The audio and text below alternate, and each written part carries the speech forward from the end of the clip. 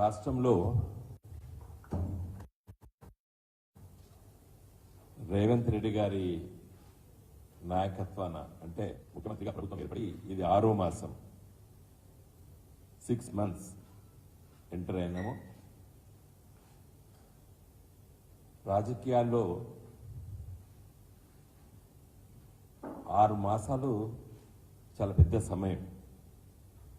ముఖ్యంగా కొత్తగా గెలిచిన ఎమ్మెల్యే కానివ్వండి, కొత్తగా గెలిచిన ఎంపీ కానివ్వండి, కొత్తగా మంత్రి అయినటువంటి వ్యక్తి కానివ్వండి,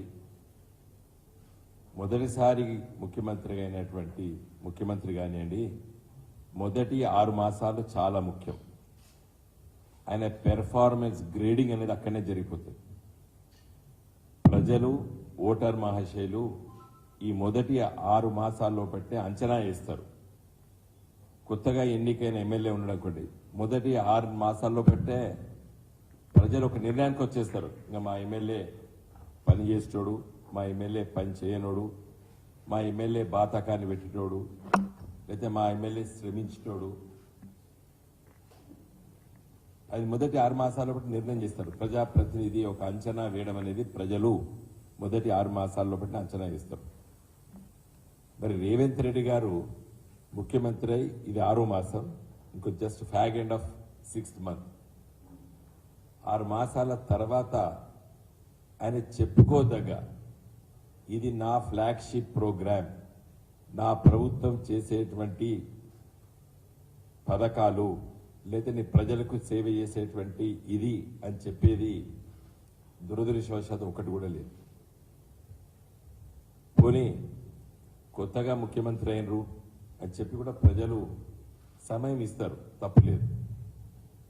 ఇక్కడ 6 మాసాలు నిండుతున్నటువంటి సందర్భంలో ఈరోజు ముఖ్యమంత్రి గారు కేబినెట్ సమావేశం ఏర్పాటు చేశారు. ఈ కేబినెట్ సమావేశంలో అయినా మంచి నిర్ణయాలు తీసుకోవాలని చెప్పి నేను వారికి తెలియజేదలుచుకున్నాను. ఎందుకంటే ప్రజాస్వామ్య వ్యవస్థలో అధికారంలో ఉన్నటువంటి వ్యక్తులు కానీ, మంత్రులు కానివ్వండి, శాసనసభ్యులు కానివ్వండి, ముఖ్యమంత్రులు కానివ్వండి, ప్రధానమంత్రులు కానీ ప్రతిపక్ష మాటలు అది రుచించినా రుచించకపోయినా వినడం భావ్యం. నేను ఈరోజు రేవంత్ రెడ్డి గారిని మీరు ఈరోజు కేబినెట్లో తీసుకుపోయే ముందు నిర్ణయాలలో రైతు బంధు అనేటువంటి పథకం గురించి వెళ్ళి క్లుప్తంగా నేను చెప్పదలుచుకున్నాను. ఇది భారతదేశంలో మొదటిసారి ఇలాంటి ఆలోచన చేసి ఈ పథకాన్ని రచించి ప్రజలకి రుచించే విధంగా ఆలోచన చేసి అమలు చేసింది కల్వకుంట్ల చంద్రశేఖరరావు గారి నాయకత్వాన ముఖ్యమంత్రిగా ప్రభుత్వం తీసుకున్న నిర్ణయం ఇది. ప్రధానమంత్రి గారితో సహా చాలామంది ఎంపీలు, ఆ రోజు నేను ఎంపీగా ఉంటే పార్లమెంట్లో, స్వాగతించారు. ఈ గొప్ప ఆలోచన చాలా గొప్పగా ఉంది, ఇది మా రాష్ట్రంలో మేము అమలు చేస్తామని చెప్పేసి 2-3 రాష్ట్రాలు వాళ్ళ ముఖ్యమంత్రులు కూడా ఇక్కడికి అధికారులను పంపించి ఆలోచన చేసి దాన్ని అమలు చేశారు. ముఖ్యంగా ప్రధానమంత్రి మోడీ గారు కూడా పిఎం కిసాన్ అనేటువంటి పథకాన్ని కూడా దీన్ని దృష్టిలో పెట్టుకొని ఆలోచన చేసి అమలు చేశారు, అమలు అవుతుంది. రైతు బంధు అనేటువంటి పథకము ఎందుకో ఆలోచన చేశారు. ఇది గౌరవ ఆనాటి తెలంగాణ రాష్ట్ర తొలి ముఖ్యమంత్రి కల్వకుంట్ల చంద్రశేఖరరావు గారు, మేమందరం కూడా ఆ చర్చల్లో పాల్గొన్నాం. రైతుకి ఒక పెట్టుబడి ఇవ్వాలని, ఒక ఇన్వెస్ట్మెంట్స్ సబ్సిడీలు ఇస్తారు. 75 స్వతంత్రం వచ్చిన తర్వాత స్వతంత్ర భారతదేశంలో చాలా ప్రభుత్వాలు సబ్సిడీలు ఇచ్చాయి. కానీ this is nothing but investment, capital investment. Corporate భాషలో చెప్పాలంటే రైతుకి పెట్టుబడి ఇవ్వడం. ఎప్పుడు ఇవ్వాలి పెట్టుబడి?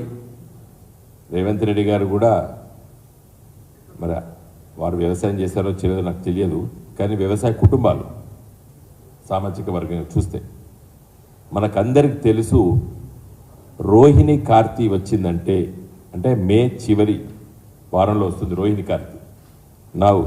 ఇంకొక 10 రోజులు అయితే రోహిణి కార్తీ వస్తుంది. రోహిణి కార్తీ వచ్చిందంటే తొలకరి జల్లులు పడతాయి, స్టార్ట్ అవుతుంది. ఎండ బాగుంటుంది తీవ్రంగా, అయినా వర్షం పడుతుంది. రైతు ఏం చేస్తాడు? సన్నకారు చిన్నకారు రైతులు బిక్కు బిక్కు అనుకుంటా అప్పు కోసం మరి ఆ ఊర్లో ఉన్నటువంటి ఆసాముల దగ్గర కానీ లేదా పెట్టుబడి పెట్టేటువంటి వ్యక్తుల దగ్గర తిరుగుతుంటాడు. విత్తనాల కోసం, దున్నడానికి ఖర్చు, ఒక డిఏపి బస్తా, ఒక యూరియా బస్తా, ఇవన్నీ సగటు రైతుకు అవసరం. నాటేయాలంటే పొలం దుక్కి దున్నాలి. అయితే ఇవి రైతు రోహిణి కార్తీ వచ్చిందంటే పిల్లి కూనలాగా తిరుగుతూ అంటాడు ఇండ్ల చుట్టూ అప్పుల కోసం. ఒక ధైర్యంతో తన పంట పొలాలకు అడుగు పెట్టడు. ధైర్యంతో నేను దున్నబోతున్నాను, మంచి వర్షాలు పడ్డాయి అని చెప్పి అడుగు పెట్టడు. ఎక్కడ ఏమవుతుందో అని తిరుగుతుంటాడు. ఆ విధంగా ఉండొద్దని చెప్పి ఆ ఎక్స్పెండిచర్ ఎంత అవుతుందో పర్ ఎకర్ అని చెప్పి ఆలోచన చేసి రచించిన పథకం రైతు బంధు పథకం. ఇదేదో రైతులకు డబ్బులు ఇచ్చే పథకం కాదు ఇది. The spirit of Rythu Bandhu ఎప్పుడు ఇవ్వాలి? రైతు తన పొలంలో కానీ తన చిలకలో కానీ అడుగు పెట్టి దున్నేటప్పుడు, దున్నిన తర్వాత విత్తనాలకి ఒక డిఏపి బస్తా, ఒక యూరియా బస్తా కొనుక్కోవడానికి కావాల్సినటువంటి పెట్టుబడే రైతు బంధు. దురదృష్టవశాత్తు రేవంత్ రెడ్డి గారి ప్రభుత్వము ఈ రైతు బంధు మొన్న ఎప్పుడు ఇచ్చింది? కోతలు కోసిన తర్వాత ఇచ్చేది. పంట చేతికి వచ్చి రైతు అప్పుడే అమ్ముకుంటున్నాడు, పైసలు వస్తున్నాయి, రైతుకు జేబులోకి పైసలు వస్తున్నాయి పంట అమ్ముకున్నప్పుడు. అప్పుడు రైతు బంధు ఇచ్చాడు, ఇప్పుడు కూడా ఇస్తున్నాడు. సరే, ఈ 6 months మంచో చెడో జరిగింది, పక్కకు పెడతాం. ఇప్పుడు ఇంకో 10 రోజులకు ఏమొస్తున్నది? రోహిణి కార్తీ వస్తున్నది. ఈసారి ఎర్లీ మాన్సూన్ అంటున్నారు, అంటే జూన్ మొదటి వారం లోపల వర్షాలు పడితే అని చెప్తున్నారు, వాతావరణ శాఖ చెప్తున్నది. అందుకోసమే ఈరోజు క్యాబినెట్లో మా యొక్క సూచన ఏంటంటే, మీరు వెంటనే రైతులకి రైతు బంధు ఇవ్వండి. రైతు బంధు ఇస్తారా, రైతు భరోసా ఇస్తారా, అది కూడా నిర్ణయం చేయాలి. రైతు బంధుకు రైతు భరోసాకు తేడా ఉన్నది. రైతు బంధు 10,000 కేసీఆర్ గారు ముఖ్యమంత్రి ఉన్నప్పుడు ఇచ్చినటువంటి పథకం పేరు రైతు బంధు. 10,000 ఎకరానికి, ఖరీఫ్కి 5,000, రబీకి 5,000, అంటే వర్షాకాలంకి 5,000, యాసంగికి 5,000 ఎకరానికి చెప్పి నాటి ప్రభుత్వం నిర్ణయం చేసింది. మీరు ఎన్నికల ఏమన్నారు? రైతు భరోసా అని దానికి పేరు పెట్టారు, పెట్టి 15,000 చేశారు. అంటే 7,500 రూపాయలు ఇవ్వాలి ఇప్పుడు మీరు ఎకరానికి. మీరు నిన్నటిదానికి ఇచ్చింది రైతు బంధు, ఇంకా మీ పథకం రైతు భరోసా మీరు ఇంకా అమలు చేయలేదు తెలంగాణ రాష్ట్రంలో. మొన్న ఇచ్చిన పైసలు కూడా కేసీఆర్ గారు 7,000 కోట్ల రూపాయలు డిసెంబర్ 2వ తారీఖు నాడు, నవంబర్ చివరిలో ఎన్నికల ముందు ఇచ్చేది ఉండే, డిసెంబర్ 3వ తారీఖు ఫలితాలు వచ్చే వరకు దాన్ని ఎలక్షన్ కమిషన్ ఆపింది. సరే, మీరు ఆ 7,000 కోట్లు మీ ప్రయారిటీ ప్రకారంగా మీరు రిలీజ్ చేసుకున్నారు వేరే వేరే వాళ్ళకి. ఇంకా మొన్నటిదాకా 7,000 కోట్ల రూపాయలు కేసీఆర్ గారు రైతు బంధు డబ్బులు ఇచ్చిండు రేవంత్ రెడ్డి గారికి, అప్పచెప్పాడు. సరే, మీరు వేరే దానికి వాడుకున్నారు, మొన్నటిదానికి ఇస్తూనే ఉన్నారు, ఇంకా చాలామందికి ఇవ్వలేదు. కానీ మీ పథకం రైతు భరోసా పథకము ఇప్పుడు అమలు కావాలి. జూన్ 1st వీక్లో మీరు ఎకరానికి 15,000 చొప్పున, అంటే పంటకు 7,500 రూపాయల చొప్పున వెంటనే రిలీజ్ చేయాలని చెప్పి మా సూచన. ఎందుకంటే రైతు బంధు పేరే రైతు భరోసా మీ పేరులో. దీని ఉద్దేశం ఏంది? రైతుకి పెట్టుబడి పెట్టాలి. కాబట్టి ఇది వెంటనే మీరు రిలీజ్ చేయాలని చెప్పి ఈరోజు క్యాబినెట్లో మీరు చర్చించి రైతాంగం పట్ల ఒక సానుకూలమైన నిర్ణయం తీసుకుంటారని చెప్పి ఆశిస్తున్నాను నేను.